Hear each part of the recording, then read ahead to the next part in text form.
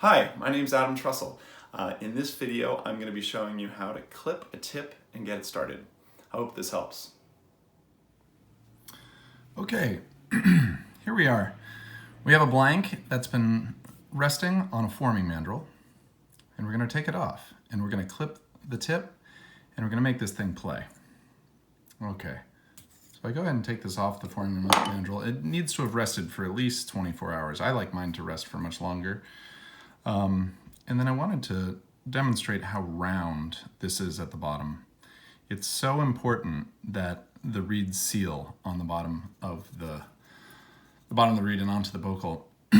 I like to show students how to make a reed for as little money as possible and not buying reamers as possible if you're meticulous about making sure that it really seals, that we really crush the bottom and really tighten the wires. Of course, you can fix things with reamers. Okay, we're going to clip this, and again, I'm going to try to do this for students who are doing this on the cheap at first. You can buy tip cutters, like the Rieger tip cutter. This is what I use. However, I'm going to demonstrate what you can do with just kitchen scissors. So you can see I measured 29 millimeters from the wire, and that's a little bit conservative. You could cut it as short as 28, but after that things get a little bit weird. And so we're going to do 29. Let me see if I can get, I think this is a little, let's get that nice and clear. Okay, our camera seems a little fuzzy. Okay, let's see if that's better. Not much. Okay, whatever. We're going to keep going here. And I'm going to show you that you can actually clip a reed with kitchen scissors. So we've got a weird glow here. Let's see if we turn this light off altogether. Maybe that's better. Okay.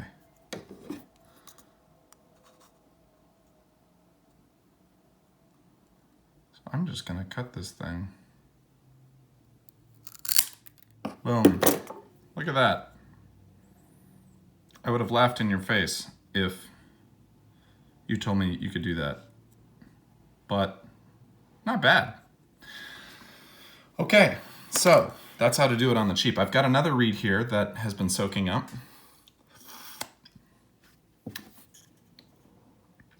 And it's very similar, made out of the same kind of cane. I just didn't want to take the time to soak it. So we would have taken that other reed and put it in water before we put a mandrel and plaque into the tip. You don't want to crack the tip. So anyway, I always recommend that you see what you're working with. So excuse me while I play a couple notes. I want to know what the reed plays like.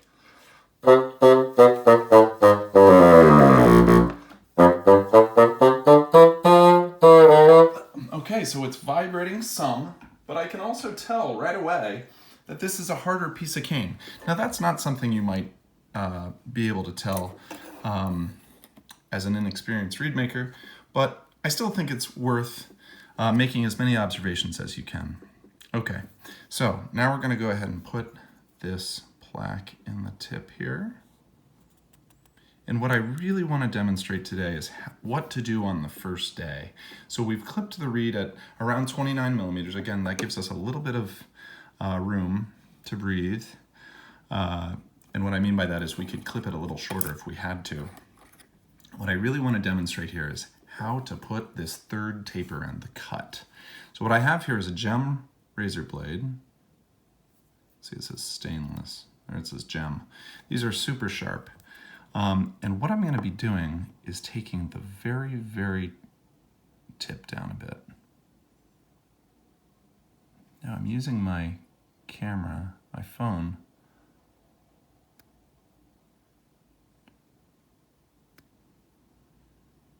and I'm taking little incisions. I've probably got the camera, or I'm sorry, I've got the razor blade at about a 30-degree angle. And I'm working my way across here. I'm going to say I hit most every spot. I'm going to do this again and again. I'm using just the camera to see what I'm doing here, so I'd be able to see a little better if I were looking directly at the reed. You can see I'm working my way from left to right across the tip. And that looks pretty good. That's a good start anyway. And so that gave me a pretty good cut. You can see on that very front millimeter the mark where it went from the profile into the cut. Okay, from here, I'm gonna blend in. And I'm gonna use a file to kind of create this line. Let me draw kind of an imaginary, what I think of normally as a little bit of a thumbnail print, where I'm gonna blend into that cut. And you can see I go further back as we move to the sides. It's really important to blend. From this point forward, we want to stay out of this middle point. Now, I know, and what I'm circling here is the crucial point. What I know is that this piece of cane can handle a little bit more scraping because it's a little on the harder side. And I know that from lots of experience, but you'll know that as well. Now, let's see if I can get in here. So you can see I'm just kind of blending in with a file. Again, I'm trying to show you how to do this with minimal tools. And I'm just kind of blending into that tip.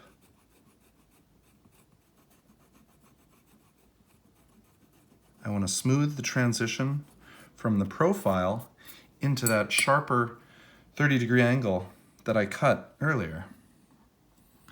It's a little awkward for me as I'm trying to position my hands in the camera. But I would definitely use the side of a table to stabilize the reed. Notice I've got my index finger, my left index finger in there kind of supporting as well. And I'm blending in. I didn't draw the line on this side, but you can see I'm staying out of that crucial area. Now, when you first start working with a file, your skills are going to need some sharpening. So you want to choke up on the file in this way, and I like to push forward and to the left at the same time, kind of in this position, right? In this motion. I've also got a piece of sandpaper that I've soaked, and I want to show you that if you wrap that around your finger, you can clean up any kind of scrapes or any work that you don't feel too good about. And what I did is I got the sandpaper cut into a piece and then soaked for a minute or two, and now I've got it wrapped around my finger, and I'm just gonna blend into that black. I'm making sure there are no edges that are gonna catch a corner and turn up a side, but this motion is really, this little work that I'm doing is really smoothing out what we did quite a bit. Let me see if I can hold this is better. Okay, so again, just blending that together. And this is about all of the work I would recommend doing on the first day. Some people would refer to this as a day one. So I'm just blending into this tip. As long as you've got consistent gouge-shaped and profiled cane, this should really help. Notice that we've got a pretty nice tip opening. It's not done, and it's not our goal to have it be done today, but we've put in the third taper. We may need to do more. We may have been a little bit conservative. And you can see it's kind of all closing at once, and we'll address that later by weakening the channels a bit, and we'll talk about that more in a later video. But let's see if this plays much differently. And what we're really doing here is making it so the reed responds a bit better.